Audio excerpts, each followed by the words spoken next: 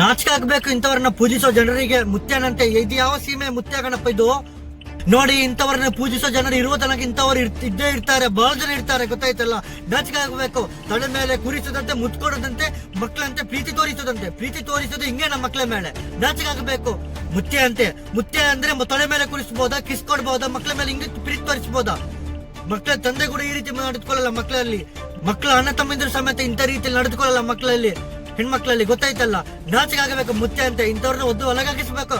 ಮುತ್ಯ ಅಂತ ಇಂಥವ್ರನ್ನ ಪೂಜಿಸೋರು ಇರೋ ತನಕ ಇಂಥದ್ದು ನಡೀತಾನೆ ಹೋಗ್ತಾ ಇರುತ್ತೆ. ಯಾಕೆ ನಮ್ಮೂರಲ್ಲಿ ಇಂಥ ಮುತ್ಯಗಳೆಲ್ಲ ಇಲ್ಲ? ಇಲ್ಲಿ ಯಾರು ಇಂಥದ್ದು ನಂಬಲ್ಲ. ಮಾನಗಟ್ಟೆ ಇಂಥ ಮುತ್ಯರನ್ನ ಇಲ್ಲಿ ಯಾರು ನಂಬಲ್ಲ.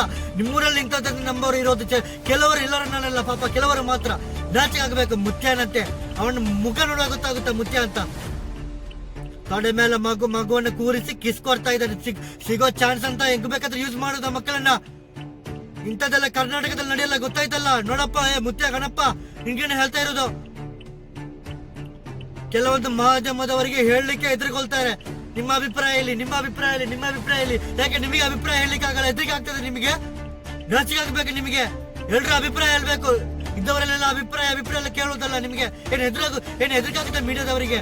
ಹೆದರಿಕೆ ಆಗುತ್ತೆ. ಮೀಡಿಯಾಗಳು ಇರಬಾರ್ದು, ಮುಚ್ಕೊಂಡು ಹೋಗಿ ಮನೇಲಿ ಕುತ್ಕೊಳ್ಳಿ ನೀವು. ಇಂಥವ್ರ ಬಗ್ಗೆ ಮಾತಾಡ್ಲಿಕ್ಕೆ ನಿಮಗೆ ಹೆದರಿಕೆ ಆಗುತ್ತೆ. ಮುಚ್ಚೆ ಅಂತೆ ಸಿಗೋ ಚಾನ್ಸ್ ಅನ್ನು ತೊಳೆ ಮೇಲೆ ಕುರಿತು ಕಿಸ್ ಕೊಡೋದ? ಏನ್ ಮಕ್ಕಳ ಮೇಲೆ ಪ್ರೀತಿ ತೋರಿಸೋದಾದ್ರೂ ಈ ರೀತಿ ತೋರಿಸೋದು? ಗೊತ್ತಿಲ್ವಾ ನಿಮಗೆ ಹೆಣ್ಮಕ್ಳ ಮೇಲೆ ಹೆಂಗ್ ನಡೆದುಕೊಳ್ಬೇಕಂತ? ಇದೇನ ನಿಮ್ಮ ಶಿಸ್ತು? ಮುತ್ಯನಂತೆ ಏನೋ ಸಣ್ಣ ಪುಟ್ಟ ಅಂತ ಮಾಡುದು, ಮುತ್ಯ ಅಂತ ಮಾಡ್ಕೊಳ್ಳೋದು. 4 ಜನ ಪೂಜಿಸೋರು ಇದ್ರೆ ನಿಮ್ಗೆ ಹೆಂಗ್ ಬೇಕಾದ್ರೆ ನಿಮ್ಗೆ ನಡೆದುಕೊಳ್ಬಹುದು. ನಿಮ್ಗೆ ಇಲ್ಲಿಗೆ ಸ್ಟಾಪ್ ಆಗ್ಬೇಕು. ಇಲ್ಲಾಂದ್ರೆ ಕರ್ನಾಟಕದ ಎಲ್ಲಾ ಜನರು ಕೂಡ ಎದ್ದಲ್ಬೇಕಾಗ್ತದೆ, ಗೊತ್ತಾಯ್ತಲ್ಲ. ನಾಟಕೆಲ್ಲ ಬೇಕಾಗಿಲ್ಲ. ಸಿಗೋ ಚಾನ್ಸ್ ಅಂತ ಅಲ್ಲ ಮಕ್ಕಳನ್ನ ತೊಡೆಯಲ್ಲಿ ಕುರಿಸೋದು, ಮುತ್ತು ಕೊಡೋದು, ಕಿಸ್ ಕೊಡೋದು, ಇವೆಲ್ಲ ಸ್ಟಾಪ್ ಮಾಡ್ಕೋಬೇಕು. ಇವೆಲ್ಲ ನಿನ್ ನಾಟಕ ಬೇಡ, ಗೊತ್ತಾಯ್ತಲ್ಲ ಕಣಪ್ಪ.